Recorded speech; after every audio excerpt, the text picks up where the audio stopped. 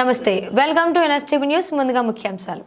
కాకినాడ జిల్లా యు కొత్తపల్లి మండలం కొమరగిరి లేఅవుట్ 2లో అప్పటి ప్రభుత్వం పేదల ఇళ్ల స్థలాల కోసం 71 ఎకరాలు సాగు భూములు కొని 31 ఎకరాలు లేఅవుట్ చేసిందని, అంతలో ఎన్నికల కోడ్ రావడంతో ఇప్పుడు ఆ ప్రభుత్వం భూమిని కొంతమంది సాగు చేసుకుంటున్నారని, మిగతా 31 ఎకరాల భూమిని కొంతమంది కబ్జా చేస్తున్నారని, దీనిని కాపాడాలని రాష్ట్ర డిప్యూటీ ముఖ్యమంత్రి పవన్ కళ్యాణ్ గారిని సిపిఐ రాష్ట్ర కార్యదర్శి వర్గ సభ్యులు డేగా ప్రభాకర్ విజ్ఞప్తి చేశారు.